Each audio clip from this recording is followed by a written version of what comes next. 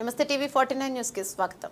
గత 5 ఏళ్లు రాష్ట్రాన్ని పట్టి పీడించిన డ్రగ్స్ గంజాయిపై యుద్ధం ప్రకటించింది. ప్రభుత్వం ఓ పక్క గంజాయి బ్యాచ్ ని పట్టుకుంటూనే మరోపక్క రాష్ట్రంలో యువతకు డ్రగ్స్ పై అవగాహన తెస్తున్నారు. శ్రీ సత్యసాయి జిల్లా పెనుకొండ నియోజకవర్గం పెనుకొండ పట్టణంలోని అన్ని పాఠశాలలు కాలేజీల్లో చదువుతున్న విద్యార్థులకు డ్రగ్స్ గంజాయిపై అవగాహన కార్యక్రమాన్ని నిర్వహించారు. మంత్రి సవితమ్మ మాదక ద్రవ్యాల వాడకం వల్ల జీవితాలు పాడవుతాయని, మాదక ద్రవ్యాలకు మత్తు పదార్థాలకు దూరంగా ఉండాలని, వాటిని వినియోగించే వారిని గుర్తించి వెంటనే టోల్ ఫ్రీ నంబర్ ద్వారా ఫిర్యాదు చేయాలని తెలియజేశారు. విద్యార్థుల్లో మాదక ద్రవ్యాలకు దూరంగా ఉంటామని ప్రతిజ్ఞ చేయించారు.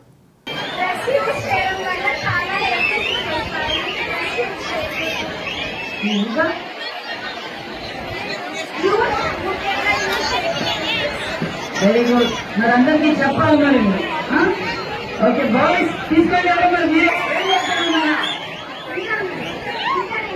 ఇంటర్ ఎంపీసీ చదువుతున్నాం. ఏముంది నాలుగు వెరీ గుడ్.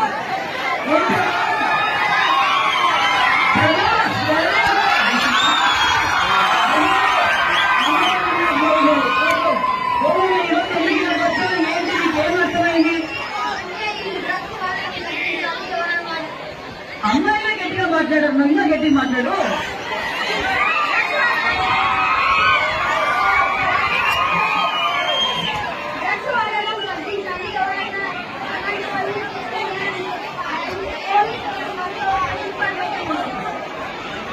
డ్రగ్స్ వాడితే ఆరోగ్యం చెడిపోతుంది. ఇంకా కాకూడదని చెప్పి చేశారు. ఓకే, మరి మీరు అందరూ చెప్పవు కదా. Thank you. ఇంకో బాయ్స్ ఇవ్వండి. తప్పు ఇది చేయకూడదు. డ్రగ్స్ ఎలా స్టార్ట్ చేస్తారంటే దోస్తులు ఉంటారు కదా, వాళ్ళే ఫస్ట్ స్టార్ట్ చేశారు. అందుకని అలా చేసుకుంటే పక్కన పెట్టేసేటారు. మన ఫ్రెండ్స్ వద్దు. Degree college, government degree college ఈరోజు ఈ మీటింగ్ కండక్ట్ చేసింది మనకి డ్రగ్స్ గురించి అవేర్నెస్ కల్పించడం కోసం. ఈ డ్రగ్స్ గురించి అవేర్నెస్ కల్పించడం వల్ల మన యూత్ ఇన్స్పైర్ అయ్యి డ్రగ్స్ కి అలవాటు పడుకోకుండా ఉండి జీవితాల్లో మంచి విజయాలు సాధిస్తారని ఆశించి ఈ మీటింగ్ ని కండక్ట్ చేశారు. డ్రగ్స్ కి అలవాటు పడడం వల్ల చాలా ప్రాబ్లమ్స్ ఫేస్ చేయాల్సి వస్తుంది. మెయిన్ హెల్త్ పాడైపోతుంది. మన గోల్ మీద కాన్సన్ట్రేట్ చేయలేము. వాళ్ళ లైఫ్ వాళ్ళు స్పాయిల్ చేసుకుంటేనే కాక వాళ్ళ పేరెంట్స్ ని కూడా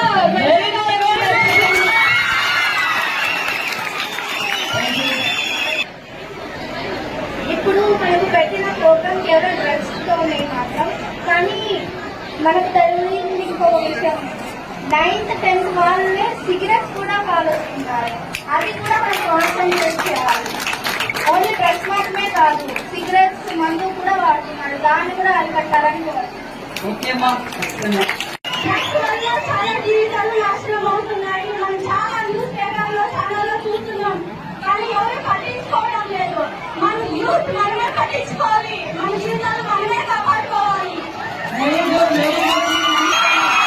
ఈరోజు పెనుకొండ నియోజకవర్గంలో సుమారుగా 2000 మంది విద్యార్థులతో గంజాయి వాడడం వల్ల ఏ విధమైన పరిణామాలు వస్తాయి, ఏ విధంగా నష్టమైపోతుంది, జీవితాలతో ఎలాగైతే వాళ్ళు నష్టపోతారనేది పిల్లలకు అవేర్నెస్ ప్రోగ్రాం పెట్టాలనే ఉద్దేశంతో ఈరోజు డిగ్రీ విద్యార్థుల దగ్గర నుంచి 6th క్లాస్ వరకు అవేర్నెస్ ప్రోగ్రాం పెట్టాం. ఎందుకంటే గత 5 సంవత్సరాలుగా